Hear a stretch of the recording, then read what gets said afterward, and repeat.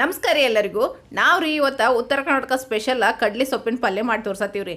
ಈ ಕಡ್ಲಿ ಸೊಪ್ಪಿನ ಸೀಸನ್ ಐತ್ರಿ. ಈ ಸೊಪ್ಪು ಸಿಗೋ ಹೊತ್ನ್ಯಾಗ ಪಲ್ಯ ಮಾಡಿ ತಿನ್ನೋದ ಮರಿಬೇಡ್ರಿ.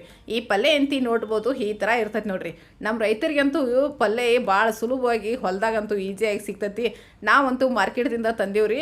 ಈಗ ನೀವು ಮಾರ್ಕೆಟ್ದಾಗ ಬರತೈತಿ ಪಲ್ಯ ತೊಗೊಂಬಂದು ಮಾಡೋದ ಮರಿಬೇಡ್ರಿ. ಈ ಪಲ್ಯ ಮಾಡೋಕೆ ನಾವು ಮೊದಲಿಗೆ ಎಂತಿ 4ರಿಂದ 5 ಹಸಿಮೆಣ್ಸಿಕಾಯಿ ಹಾಕಿದ್ದೀವಿ, 4-5 ಹೆಸರು ಬೆಳ್ಳುಳ್ಳಿನೂ ಹಾಕಿದ್ದೀವಿ ರೀ. ಆಮೇಲೆ ಸ್ವಲ್ಪ ಅದಕ್ಕೆ ರುಚಿಗೆ ಉಪ್ಪು ನೋಡ್ಕೊಂಡು ಎಷ್ಟು ಬೇಕು ಅಟ್ಟು ಹಾಕಿ ಅದನ್ನು ದಮ್ ಹಂಗೆ ಜಜ್ಜಿ ಇಟ್ಬಿಡ್ರಿ.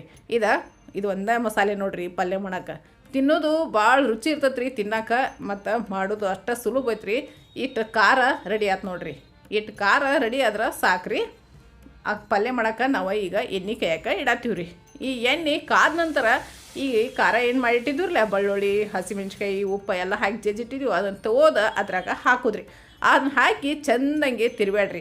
ಉರಿ ಜೋರು ಇಡಬೇಡ್ರಿ, ಸಣ್ಣ ಇಡ್ರಿ, ಅಂದ್ರೆ ಖಾರ ಹೊತ್ತೈತ್ರಿ. ಅದು ಈಗಿಟ್ಟ ಚೆಂದಂಗೆ ತಿರ್ಬೇಡ ನಂತರ ಈ ಕಡ್ಲಿ ಪಲ್ಯ ನಾವು ಮೊದಲಿಗೆ ಏನೈತಿ ಅದನ್ನು ತೊಳೆದ ನೀರೆಲ್ಲ ಪೂರ್ತಿ ನೀರು ಆರಕ್ಕೆ ಇಟ್ಟಿದ್ದೀವಿ ರೀ. ನೀವೇನೈತಿ ಅದು ಒಂದು ಸ್ವಲ್ಪ ಅದಗಳಿಗೆ ತೊಳೆದ ಮಾಡ್ತೀನಂದ್ರೂ ಮಾಡ್ಬೋದು ರೀ. ನಾವು ಪೂರ್ತಿ ತೊಳೆದ ಅದನ್ನು ಇಟ್ಟಿದ್ದೀವಿ.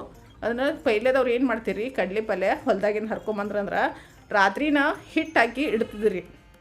ಅಂದ್ರೆ ಜೋಳದ ಹಿಟ್ಟ ಅಥವಾ ಗೊಂಜಾಳ ಹಿಟ್ಟ ಅದ್ರಾಗ ಹಿಟ್ಟು ಕಲಿಸಿಡ್ತಿದ್ರು. ಮರ್ದನೆ ಅದನ್ನು ಚಟ ಜಾಡಿಸಿ ಪಲ್ಯ ಹುಳ ಅದು ಇರ್ತಾವನ್ನೋದು ನೋಡಿ ಸ್ವಚ್ಛ ಮಾಡಿ ಪಲ್ಯ ಮಾಡ್ತಿದ್ರಿ. ಈಗ ನಾವು ಅದನ್ನು ಮೊದಲೇ ಎಲ್ಲ ಸ್ವಚ್ಛ ಮಾಡಿ ಇಟ್ಟಿದ್ದೀವಿ ರೀ. ಹಿಟ್ಟು ಏನು ಹಾಕಿದ್ದಿಲ್ಲ, ಹಂಗೆ ಸೋಸಿ ಸ್ವಚ್ಛ ಮಾಡಿ ತೊಳೆದ ಇಟ್ಟಿದ್ದೀವಿ ರೀ. ಅದನ್ನು ತಂದು ನಾವು ಇಲ್ಲೆಲ್ಲ ಖಾರ ಅದನ್ನು ಹಾಕಿ ತಿರುವೇಡಿದೀವಿ.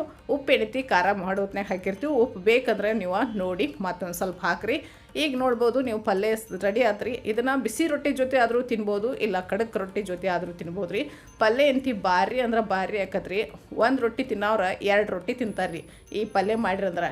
ಭಾಳ ಮಸ್ತ್ ಇರ್ತೈತಿ. ಒಂದು ಸಲ ಟ್ರೈ ಮಾಡಿ ಹೆಂಗೆ ಬಂದೈತೆ ಅಂತೇಳಿ ಕಮೆಂಟ್ನಾಗ ತಿಳಿಸೋದು ಮರಿಬೇಡ್ರಿ. ನಮ್ಮ ವಿಡಿಯೋ ಇಷ್ಟ ಆದವು ಅಂದ್ರೆ ಒಂದು ಲೈಕ್ ಮಾಡಿರಿ, ಕಮೆಂಟ್ ಮಾಡಿರಿ.